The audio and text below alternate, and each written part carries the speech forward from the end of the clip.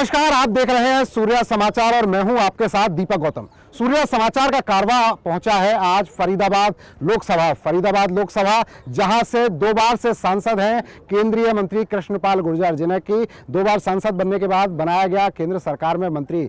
यहां पर कितने विकास हुए, कितने काम ऐसे जो अधूरे रह गए, यहां की जनता क्या सोचती है, इन तमाम मुद्दों पर बात करने के लिए आपकी आवाज का कारवा आज फरीदाबाद की जनता के बीच में मौजूद है। और हमारे साथ है फरीदाबाद की बेहद शानदार जनता। तो मैं कहूंगा पहले अपने लिए ही एक बार जबरदस्त तरीके से तालियां बजा दीजिए।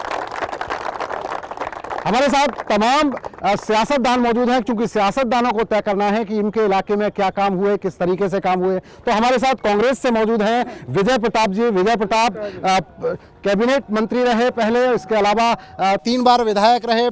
चौधरी महेंद्र प्रताप सिंह जो कि लोकसभा के उम्मीदवार हैं, उनके पुत्र हैं और बड़खल विधानसभा के चुनाव लड़ चुके हैं। विजय प्रताप जी, बहुत बहुत स्वागत है आपका।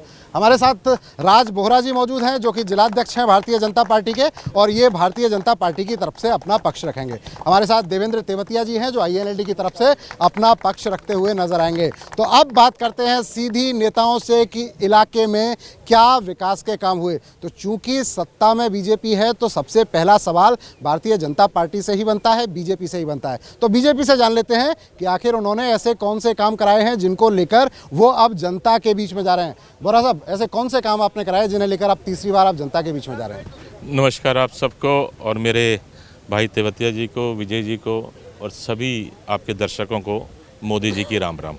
विकास अगर हम देख रहे हैं तो हाईवेज पे चल लें। विकास अगर हम देख रहे हैं तो गरीब की झोपड़ी में चले जाएं। विकास अगर हम देख रहे हैं तो अपनी सीमाओं पर चले जाएं। विकास अगर हम देख रहे हैं तो अपने परिवार की सुरक्षा पे चले जाएं। ये विकास ही है जो हमारे नेता की मजबूती के कारण है। ये विकास ही है जो भारतवर्ष को विदेशों में बहुत सम्मान दिला रहा है। ये विकास ही है जो भारत की तरफ देखता है कि कब भारत कौन सा अगला कदम उठाएगा और हम उसके अनुसार चलेंगे। तो अब जब जनता के बीच में जा रहे हैं, तो कौन से बड़े काम? आपने हाईवे की बात की, आपने विदेशों में काम की बात की, आपने विदेशों में नाम की बात की। इलाके के लिए क्या किया उसकी बात कीजिए। क्या हुआ इलाके में, क्या हुआ? इलाके की जनता सुरक्षित हुई। इलाके की जनता को वो हर सुविधा मिली जो उससे वंचित रहता था। वो जैसे कि आज बच्चियों को नए सांस्कृतिक विद्यालय मिल रहे हैं, आज बेटियों को उनके लिंग अनुपात में बढ़ोतरी मिल रही है, आज आम जन को उसके खाते में पेंशन मिल रही है, आज हर घर में 24 घंटे बिजली मिल रही है, आज हर किसान को उसके खेत में दवाई छिड़कने के लिए उसके खाते में पैसा मिल रहा है। यही चीज़ है जो 4 चीज़ें हमारे आदरणीय प्रधानमंत्री मोदी जी ने कही है। जात पात नहीं, केवल 4 जात, आदमी, गरीब, औरत और किसान। इनके विकास के लिए हम उस विकास की बात कर रहे हैं। तो विकास के लिए बात कर रहे हैं। जवाब ले लेते हैं कांग्रेस के पक्ष से, जो बात रखने के लिए मौजूद है। विजय जी, ये तो कह रहे हैं कि बहुत सारा विकास किया, आप अपने लेवल पर वोट मांग रहे हैं। तो जब आप जाते हैं जनता के बीच में, तो आप किस आधार पर अगली बार के लिए वोट मांग रहे हैं? कैसे कह रहे हैं कि इस बार कांग्रेस के लिए आप मतदान कीजिए? देखिए, ऐसा है, ये 10 साल से मोदी जी के नाम पे वोट मांग रहे हैं। अपने नाम पे वोट इन्होंने नहीं मांगा है और अभी भी मोदी जी के नाम पे वोट मांग रहे हैं। मोदी जी को यहाँ की जनता कहाँ ढूंढे? क्षेत्र का नेता इसलिए होता है कि रिप्रेजेंटेशन क्षेत्रीय आदमी की हो, वो इस इलाके की आवाज़ को उठाए, डेवलपमेंट कराए। भाई साहब ने अभी कहा बच्चों के एजुकेशन की बात, तो 2000 से ज़्यादा स्कूल तो बंद कर दिए इन्होंने। पिछले 10 साल में कोई नई यूनिवर्सिटी, नया कॉलेज फरीदाबाद में तो आया नहीं है। 8 साल से नाहर सिंह स्टेडियम बन रहा है, सभी लोग देख रहे हैं। 10 साल से मझावली का पुल बन रहा है, सभी लोग दे रहे हैं। बेसिक सुविधाओं के लिए शहर जो कभी एशिया का मैनचेस्टर कहलाया जाता था फरीदाबाद, आज सड़क, सीवर, बिजली, पानी के लिए तरस रहा है। डेवलपमेंट कहीं भी नहीं है। हाईवे दिया है तो 5 जगह टोल है फरीदाबाद में। ये टोल नगरी है, हिंदुस्तान में अकेला ऐसा फरीदाबाद सिटी है जहाँ 5 कहीं चले जाइए, कहीं से आ जाइए, टोल भरना पड़ता है। टोल नगरी की आप बात करते हैं, आप कह रहे हैं कि चारों तरफ से टोल से कवर हो गया, लेकिन जो बीजेपी प्रत्याशी हैं वो तो कहते हैं कि टोल की शुरुआत किसने की थी? वो तो सरकार में जब आए तब चारों तरफ पहले ही टोल लग रहे थे। नहीं, नया टोल इन्होंने लगाया गदपुरी। बदरपुर का जो टोल है उसकी समय सीमा पूरी हो चुकी है, वो टोल हटना था, वो इन्होंने हटने नहीं दिया। गदपुरी टोल लगा, 2 नए टोल इन्होंने लगा के दिए और टोल के रेट भी बढ़ाए। और चुनाव से पहले कृष्णपाल जी कहते थे जजिया कर, तो आज वो ये भूल गए नेता बनने के बाद, मंत्री बनने के बाद, कि भाई जजिया कर क्या होता है। और लोगों को पहली बार ऐसा हिंदुस्तान में देखा गया है कि टोल के नाम पे एक्सटॉर्शन फरीदाबाद में सबसे ज़्यादा है। भाई एक टोल दो टोल समझते हैं लोग चाहते हैं भाई डेवलपमेंट हो रही है तो हम टोल दें, लेकिन पांच जगह टोल ये शहर दे रहा है, बड़ी शर्म की बात। आप तो कह रहे थे जनाब कि ये तो शहर हमने चमन बना दिया, ये तो कह रहे हैं बदहाल कर दिया आपने, चारों तरफ से 50 चीज़ें इन्होंने गिरा दी जो नहीं हुए काम, अधूरे कामों की लिस्ट, क्या कहेंगे आप? मैं आज बाज़ार में कहीं जाता हूँ तो अगर मुझे सहूलियत चाहिए और अच्छा इंतज़ाम चाहिए तो मुझे खर्चा भी करना पड़ेगा। जैसे कि हमारे भाई ने बोला जजिया टोल, तो जिहादी वोट से ये जजिया टोल ज़्यादा अच्छा है, जो मेरे देश को एक अच्छी रोड इंफ्रास्ट्रक्चर देता है, एक अच्छा मेरे वाहनों को गति देता है, मेरे देश को, मेरे प्रदेश को, मेरे शहर को, मेरे ज़िले को गति देता है। और अगर इस गति के लिए मुझे कुछ पे करना पड़े तो मेरे ख्याल से आम जनता में कोई ऐसा नहीं है कि मैं पे नहीं करूँगा, क्योंकि मोदी जी ने सब कुछ किया है, केवल लुटाया नहीं है। मोदी जी ने हर वो सुविधा देने के लिए आपको कुछ ना कुछ देना पड़ेगा। अगर आपका जेब अलाउ करता है, गरीब को अगर उन्होंने फ्री राशन दिया तो मैं मेरा टोल देने के लिए बिल्कुल भी अपने आप को परेशान नहीं मानूंगा। वो तो ये कह रहे हैं कि ये जजिया कर जो है, जजिया कर का नाम ही कृष्णपाल जी ने दिया। वक्त की बात है, वोट देने वाले आज वोट जिहाद की भी बात कर रहे हैं, तो जजिया कर ऐसा कुछ नहीं है। कुछ ऐसे वक्त और हालात बन जाते हैं कि आदमी कुछ ना कुछ नाम देना शुरू कर देता है, लेकिन ये टोल हम अपनी सुविधाओं के लिए देना हमें मंजूर है, फरीदाबाद की जनता को मंजूर है। फरीदाबाद की जनता किसी ने आज तक टोल के लिए अपनी शिकायत नहीं कही, अपनी परेशानी नहीं बताई। उन्होंने बोला टोल हम और दे देंगे, लेकिन हमारी रोड साफ सुथरी और सीधी होनी चाहिए। INLT को शामिल कर लेते हैं। आप बताइए जनाब कि आप क्या कहना चाहेंगे, क्या सोचकर आप चुनाव के मैदान में हैं, इस बार आप लोकसभा लड़ रहे हैं? देखिए दीपक जी, सबसे पहले तो मैं आपकी टीम का, शहीद आजम राजा नाहर सिंह जी, शहीद आजम गुलाब सिंह सैनी जी, शहीद आजम भूरा वाल्मीकि जी, बाबा फरीद की इस धरा पर आपकी टीम का स्वागत करता हूं। और जो बात मेरे भाई अभी कह रहे थे कि भारतीय जनता पार्टी कांग्रेस से त्रस्त होकर के लोगों ने, जब 10 साल कांग्रेस का राज था तो लोगों ने विकल्प के रूप में मोदी जी को चुना। जब कांग्रेस के घोटाले लगातार उजागर हो रहे थे तो लोगों ने मोदी जी को चुना। राजा नाहर सिंह स्टेडियम आपके बगल में है, आप देख सकते हैं। जहां हम खड़े हैं, रोज गार्डन, जो फरीदाबाद के लिए एक बहुत अच्छी और चमन जगह हुआ करती थी, आज इस गार्डन को आप देख सकते हैं क्या बदहालत है। विकास किसी आम जनमानस का नहीं हुआ। अभी भाई जी कह रहे थे हमने किसानों के लिए खाद बीज का इंतजाम किया। इन भाई से ये पूछ करके बताइए, जब खाद मिलता है तो किसान कितने दिन घंटे लाइनों में लगा रहता है, और लाइन में लगने के बाद उस भाई से ये पूछिए, जब वो लाइन में लगने के बाद खाद के लिए पहुंचता है तो उससे ये कहा जाता है आपको ये 5000 की दवाइयां लेनी ही पड़ेंगी। आज इन लोगों ने ऐसी हालत बना दी है, जो खाद का कट्टा पहले 50 kg का आया करता था उसको घटा करके इन्हें 45 किलो कर दिया। 45 किलो के साथ साथ उसका रेट 1400 रुपए कर दिया। आज इन्होंने एक धीमा जहर इस किसान को और मजदूर को दिया है, जिसका इस देश को खामियाजा और किसान को भुगतना पड़ रहा है। ये लोग सिर्फ विकास की बात करते हैं, इन्होंने इस देश का विनाश करने के सिवाय और कोई काम नहीं किया। ये सियासतदान है जिन्हें आप सुन रहे हैं, ये फरीदाबाद के सियासतदान हैं। ये बता रहे हैं कि फरीदाबाद में कितने काम हुए, कितने काम नहीं हुए, लेकिन जनता को फैसला करना है। और अब जनता से पूछते हैं कि उनके इलाके में काम हुए, कितने संतुष्ट हैं वो इस सरकार से, क्या चाहते हैं, ये क्या चाहते हैं। चलिए आपके पास आता हूँ, पहले बताइए आप कुछ। आज किसानों की 700-800 किसानों की मौतों का जिम्मेदार कौन है? किसानों की आय दोगुनी करने का वादा किया था, क्यों नहीं पूरी हुई? गरीबों को मकान देने की बात की थी, क्यों नहीं मिले? इनको फरीदाबाद के लिए क्या किया ये बताइए। एक बार आप भी राहुल के नाम पे वोट मांग के देख लो, नाम पे वोट मांगेंगे, क्योंकि मोदी हमारा नहीं पूरे देश का, पूरे वर्ल्ड का हीरो है। उसको केवल आरोप नहीं लगाने, वो काम करके दिखाता, डिलीवर करके दिखाता है। वो ये नहीं कहता कि मैं 1 लाख रुपए बहनों को दूंगा, वो ये कहता है मैं बहनों को लखपति दीदी बनाऊंगा। मोदी के नाम पे मांग रहे हैं। और हम इंडिया गठबंधन के बैनर तले चुनाव लड़ रहे हैं। हम कांग्रेस और इंडिया गठबंधन के नाम पे चुनाव मांग रहे हैं, वोट मांग रहे हैं। दूसरा, जब हमारी सरकार थी पिछली दफा 2005 से 2014 तक, 2005 से 2014 तक बताएंगे तो इन्होंने क्या कहा था कि ये परिवार के पीछे चल रहे हैं, पार्टी के पीछे नहीं। आज हम पार्टी के पीछे चल रहे हैं तो कहते हैं परिवार के पीछे चलो। इन लोगों की कोई आइडियोलॉजी नहीं है, कोई आइडियोलॉजी। ये चुनाव हार चुके हैं, ये डेवलपमेंट पे बहस नहीं करना चाहते, इनकी आइडियोलॉजी स्पष्ट है, ये बौखलाहट दिखा रही है। तो नेताओं को आपने सुना, लेकिन फरीदाबाद की जनता क्या सोचती है, इसे लेकर फरीदाबाद की जनता से बात करते हैं, उनसे पूछते हैं उनके इलाके में विकास हुआ कि नहीं हुआ। तो लोगों से एक बार जानते हैं। जनाब ये बताइए, इलाके में विकास हुआ? कोई विकास नहीं हुआ जी। किस तरह के काम की उम्मीद थी आपको, क्या नहीं हुआ?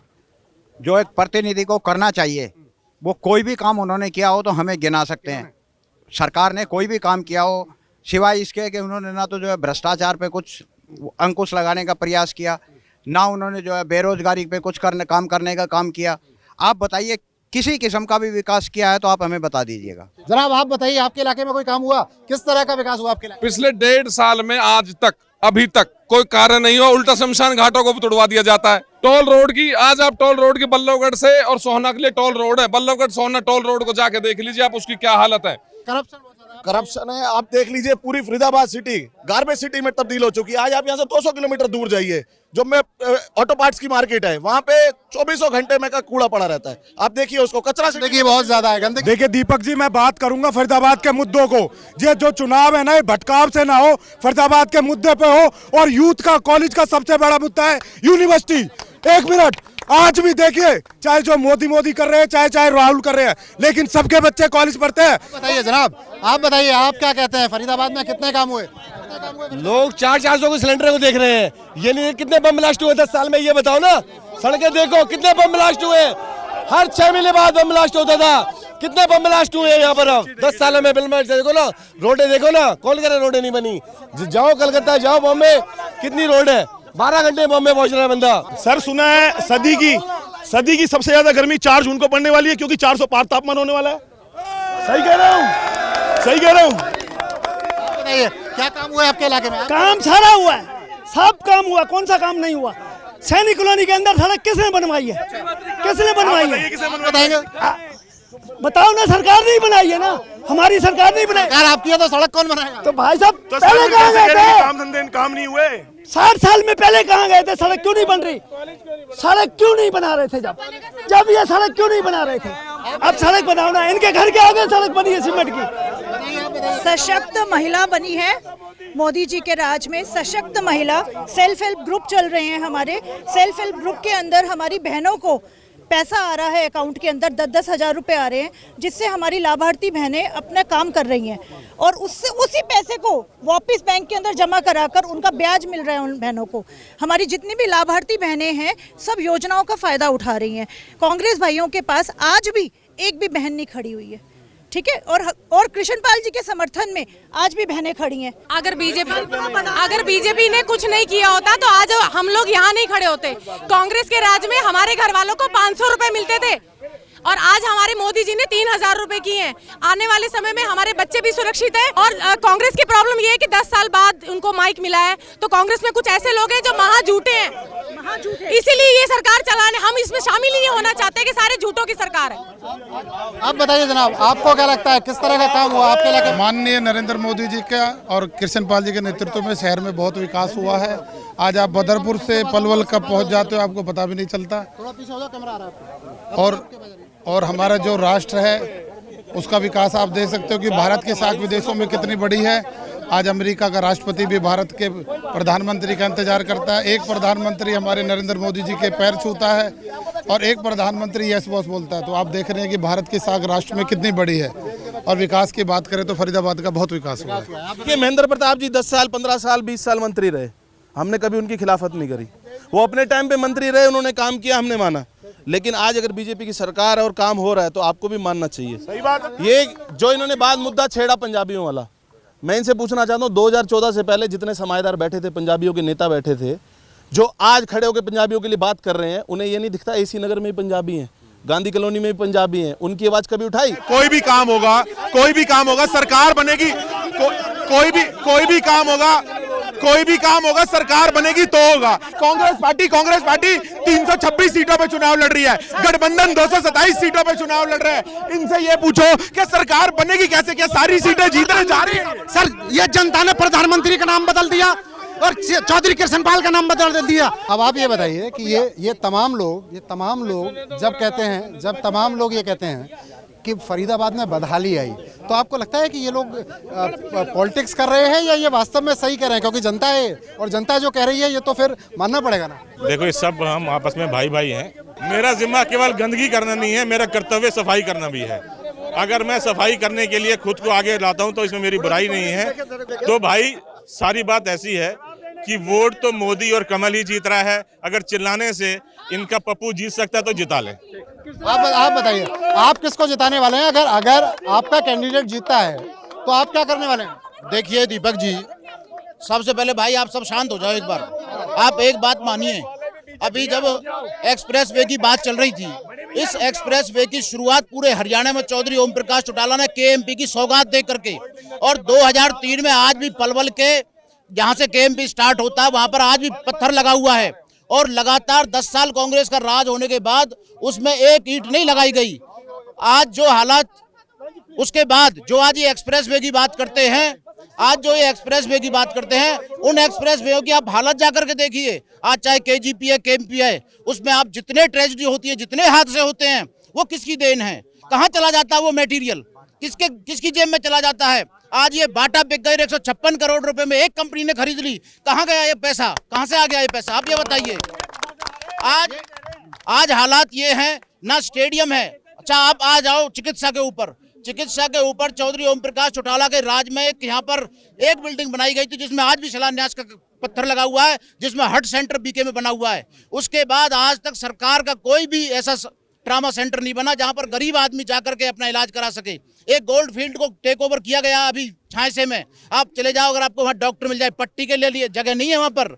इतनी बुरी हालत इन लोगों ने इस प्रदेश की कर दी है। ये लूट कर खाने वाले लोग हैं और इन लोगों ने सिर्फ एक काम जरूर किया है, अपने अपने घर बड़े बड़े भरे हैं।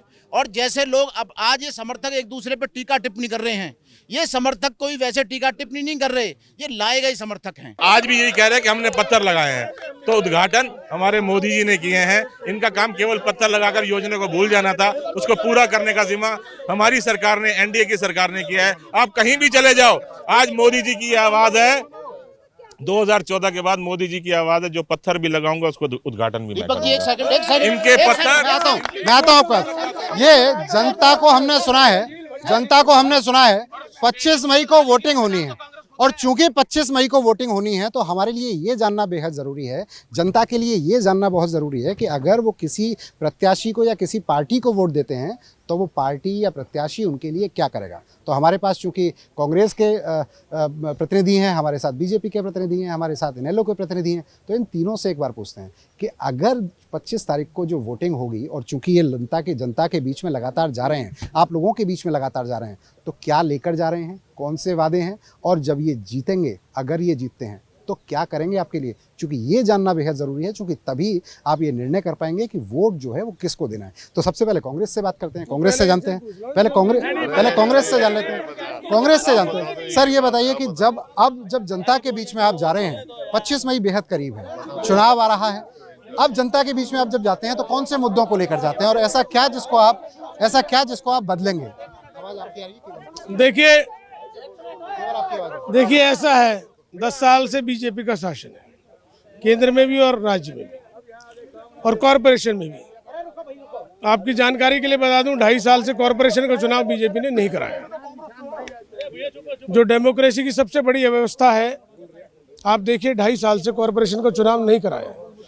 अब ये नारे लगाएं, इसका मतलब ये नहीं है मुद्दे कौन हो जाएंगे, मुद्दे ही रहेंगे। 10 साल में एक भी कॉलेज, कोई यूनिवर्सिटी, कोई हॉस्पिटल, स्कूल इस फरीदाबाद को नहीं मिला है। कोई नया स्कूल नहीं मिला है। 2000 से ज़्यादा स्कूल इन्होंने उल्टे बंद कर दिए। कोई पार्क, कोई स्टेडियम नहीं मिला है। ठीक है जी। सॉलिड वेस्ट का एक मैनेजमेंट प्लांट है फरीदाबाद के लिए, कभी एशिया का मैनचेस्टर कहा जाता था, वो भी अनियमितता के कारण 50 गाँव में कैंसर फैला चुका है। अब जिन 50 गाँव में कैंसर फैल रहा है, उन बच्चों से अगर इनका कोई सरोकार नहीं है तो मैं समझता हूँ इससे ज़्यादा कोई बुरी बात हो नहीं सकती। उस पर कोई टिप्पणी नहीं है। अभी भाई साहब ने कहा था मोदी जी और पप्पू जी राहुल गांधी के लिए, मैं समझता हूँ कि ये मानसिकता दिखाती है कि भाई हमारी राजनीति कितनी गर्त में जा चुकी है। हमारा मैनिफेस्टो है कि हम इस शहर के लिए, कांग्रेस आती है, चौधरी महेंद्र प्रताप जी कांग्रेस इंडिया गठबंधन से प्रत्याशी हैं, वो जीतते हैं तो पलवल फरीदाबाद जो हमारा लोकसभा क्षेत्र है, इसके लिए एक यूनिवर्सिटी और 2 बड़े कॉलेजेस देंगे हम, और चार कॉलेज और उसके अलावा देंगे हम। ये तो बड़े कॉलेज होंगे फुल फ्लैश, और 4 कॉलेज। यूनिवर्सिटी YMCA हमने बनवाई थी, हमने बनाई, वो शुरू नहीं हुई। अरे भांकरी में रोड तो बनी नहीं, आप यार छोड़ दीजिए, भांकरी में रोड नहीं बनवा पे। दूसरी बात, हम ही 2 नए अस्पताल और देंगे यहाँ, 100 से ज़्यादा नए स्कूल देंगे। स्पोर्ट्स सिटी फरीदाबाद और पलवल में बनेगी। ऐसा नहीं होगा 8-8 साल तक ये स्टेडियम रुका हुआ है, 10 साल मझावली का पुल, ऐसा नहीं होगा। 2 नए सॉलिड वेस्ट मैनेजमेंट के प्लांट हम यहाँ पर देंगे।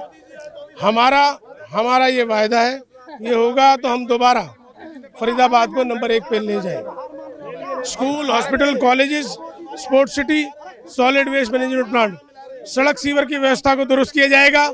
बड़कल लेक पे जो 200 करोड़ का घोटाला किया, सीवर के पानी से भर रहे हैं, उस इलाके की वाटर बॉडीज को खराब किया जा रहा है। नीचे का जो भूजल है वो दूषित हो रहा है, वहाँ बदबू हो रही है। सेकंड ओखला बना रहे हैं, उसको भी हम निराकरण करके फ्रेश वाटर से भरवाएंगे। हम इस शहर को दोबारा नंबर 1 की पोजीशन में ले जाने का हमारा मैनिफेस्टो है। अच्छा, इन मैनिफेस्टो के साथ जब जनता के बीच में आप जाते हैं, जब उन्हें बताते हैं, तो क्या लगता है कौन जीतने वाला है? देखिए, लोगों को भरोसा है। 10 साल जब यह काम नहीं हुए तो लोगों को भरोसा है कि कांग्रेस पार्टी पर चौधरी महेंद्र प्रताप जी जैसे क्रेडिबल फेस पे लोग भरोसा करते हैं। जिस हिसाब से लोग आ रहे हैं समर्थन में, एक तरफा जीत है। 10 लाख से ज़्यादा वोट कांग्रेस की आएंगी फरीदाबाद लोकसभा। अब बीजेपी के पास चलते हैं। आप ये बताइए जनाब कि आपके पास क्या विजन है, क्या करने वाले हैं अगले 5 साल में? अगर आप जीतते हैं तो क्या वादे लेकर, क्या दावे लेकर, क्या रिपोर्ट कार्ड लेकर जनता के बीच में जा रहे हैं? एक सूर्य सामने है, एक सूर्य पीछे है। ये गर्मी का ही है कि, और कुछ लोग सपने देख रहे हैं तो देखने दो ना। हम ये कर देंगे, हम वो कर देंगे, पहले किसी ने रोका था क्या? हम फरीदाबाद के हर नागरिक को सुरक्षा देंगे। हर फरीदाबाद में हर गली के अंदर हम रोड्स बनाएंगे। हमने नए हॉस्पिटल्स, हमने ESI के अंदर कितनी डेवलपमेंट लेके आए, हमने BK सिविल जो हॉस्पिटल था उसको कितना ज्यादा बढ़ाया, और इसको अच्छा करेंगे। हम जो यूनिवर्सिटी लेके, मेरे भाई बोले अभी तक सड़क नहीं बनी, चिंता ना करें, 60 साल तक सड़कें बनती रही थी, खाते रहे थे, अब यूनिवर्सिटी बनने का समय आ गया है, अब बच्चों को पढ़ाने का समय आ गया है। जो मेरे भाई ने बोला कि हम उनके स्वास्थ्य के लिए इन्होंने सोचा है और हम कर रहे हैं, तो हम जिस काम को कर रहे हैं और बढ़ाएंगे। जो बात इन्होंने कही थी वो आज भी हमारे रेलवे फाटक यहाँ पर जो थे कभी, आज फरीदाबाद में कोई फाटक आपको दिखाई नहीं देगा, और आगे भी हमारी ये डेवलपमेंट चलती रहेगी। और जो हमारे नेता किशन पाल गुर्जर जी फरीदाबाद की डेवलपमेंट के लिए इतना ज्यादा अपने आप को झोंके रहते हैं, वो झोंकाट पुनः बनती रहेगी और फरीदाबाद का एक एक नागरिक सुरक्षित रहेगा। जो मेरे भाई अपने पुराने जख्मों को लेकर यहाँ कुरेद रहे, चिल्ला रहे हैं, उससे कोई फर्क नहीं पड़ने वाला। हमारा काम इस प्रदेश को, इस जिले को और ज्यादा उन्नति की ओर लेके जाना है, और हम उन्नति की ओर लेके जाएंगे। हम केवल बातें नहीं कर रहे, हम काम करके दिखा रहे हैं, हमने डिलीवर किया है। जो मेरे भाई ने बोला हमने पत्थर लगाए हैं, हम जो पत्थर लगाते हैं उसका उद्घाटन भी करते हैं। हम केवल योजनाएं कागजों पर नहीं लेके आएंगे, हम अपनी योजनाओं को क्रियान्वित करेंगे, लोगों को उनका लाभ मिलेगा। आप देख रहे हैं कि किस प्रकार हमारे विद्यालयों के अंदर पढ़ाई लिखाई सुधरी है, किस प्रकार हमारे देश के अंदर, हमारे जिले के अंदर सुरक्षा बढ़ी है। पहले हमें हमारे घर में मार के जाया करते थे, लेकिन आज ऐसा कुछ नहीं है। आज हर नागरिक सुरक्षित है, और फरीदाबाद जैसा सुरक्षित था वैसा सुरक्षित रहेगा।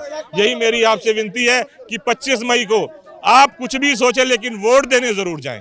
हमारा काम वोट देना, मतदान करना हमारा ये काम है, हमारा कर्तव्य है। आप वोट दें। जब खड़े होकर सोचेंगे मैं वोट दूं तो किसको दूं, मेरा प्रधानमंत्री बनेगा तो कौन बनेगा, तो कमल का बटन दबाएगा, इसलिए वोट देने जरूर जाएं। अच्छा, एक चीज बताएं, ये जो बातें आपने मुझे बताई, इन वादों को और इन दावों को लेकर जब जनता के बीच में जाते हैं, सेम सवाल मैंने पूछा था, क्या माहौल दिख रहा है, क्या होने वाला है, कौन जीतने वाला है? अच्छा दिख रहा है, वोटिंग परसेंटेज बढ़ेगी। जो हमने नारा दे रखा है आपकी बार 10 लाख पार, वो 10 लाख पार का नारा हम उसको प्राप्त करेंगे, और पूरे हिंदुस्तान में नंबर 1 पर सीट रहेगी। 400 सीटों के अंदर एक सीट ये रहेगी 10 लाख पार की रहेगी। INLD से एक बार जान लेते हैं, चूंकि INLD भी इस बार चुनावी मैदान में। जनाब आप बताइए, आप किन वादों को लेकर लोगों के बीच में जा रहे हैं और क्या माहौल देख रहे हैं? आदरणीय दीपक जी, हमारे जो प्रत्याशी जी हैं श्री सुनील तेवतिया जी, वो उस वंश से संबंध रखते हैं जो राजा नाहर सिंह जी 1858 में 1857 की क्रांति में शहीद हुए थे, जिनको अंग्रेजों ने धोखे से चांदनी चौक पर फांसी दी थी। उनके साथ 36 बिरादरी के क्रांतिकारी शहीद हुए थे। आज ये जो जात पात का जहर ये दोनों पार्टियां घोल रही हैं, ये आप सब देख रहे हो। आपको मैं एक बात बता देना चाहता हूँ, जात पात से काम नहीं चलता। काम चलता है छत्तीस बिरादरी से, समाज को इकट्ठा करने से। विकास की बात नहीं करेंगे, कोई पंजाबी की बात करेगा, कोई दूसरे समाज की बात करेगा, कोई ब्राह्मण की बात करेगा। आज पूरा इलाका, पूरा फरीदाबाद एक चीज देख रहा है, जो किसान की, मजदूर की, गरीब की, दुकानदार की को मजबूत करेगा, उसको हम वोट देंगे। और इस मामले में चौधरी ओम प्रकाश चौटाला और अभय सिंह चौटाला सबसे नंबर 1 है। उन्होंने ही हमारा ये बाटा वाला पुल बनाया, उन्होंने ही सेक्रेटरीट बनाया, उन्होंने ही जुडिशरी बनाई। उन्होंने आज ये कहते हैं कि जो हम पत्थर लगाते हैं उसका उद्घाटन कर देते हैं। 2015 में गडकरी जी पत्थर लगा करके गए थे मंझावली पुल का, आज तक उसका उद्घाटन नहीं हुआ है। क्या करेंगे अब जब अगर जीतते हैं तो अब क्या करेंगे, जल्दी से बताइए। हमारा सबसे पहला मुद्दा होगा बेरोजगारी खत्म करना, युवाओं के लिए हमारा सबसे बड़ा मुद्दा होगा महिलाओं की सुरक्षा, हमारा सबसे बड़ा मुद्दा होगा पीने योग्य पानी और गंदे पानी की निकासी। आज हमारे पास जो मूलभूत सुविधाएं खत्म होती जा रही हैं, उनको हम सब खत्म करने की कोशिश करेंगे। ये लोग लगातार एक ही बात को दोहराते रहते हैं कि हमने विकास किया है, विकास इन्होंने नहीं किया। विकास तो चौधरी ओम प्रकाश चौटाला के राज के बाद फरीदाबाद का रुक कर खड़ा है, और जब चौधरी अभय सिंह चौटाला इस प्रदेश के मुखिया बनेंगे, निश्चित तौर पर फरीदाबाद की दोबारा से आगे विकास की लहर दौड़ेगी। तो सूर्य समाचार में आपने फरीदाबाद के लोगों से सुना कि फरीदाबाद की जनता क्या चाहती है, फरीदाबाद के नेता क्या कहते हैं। सूर्य समाचार का आज का सफर बस यहीं तक, आगे फिर किसी शहर में फिर होगी मुलाकात और आपकी आवाज के साथ फिर जानेंगे आपके इलाके के क्या है मुद्दे और क्या आप चाहते हैं। तब तक आप एक बात का सिर्फ याद रखें कि 25 मई को मतदान करना है, क्योंकि मतदान आपकी ताकत है और मतदान ही आपका भविष्य तय करेगा। दीपक गौतम, सूर्य समाचार।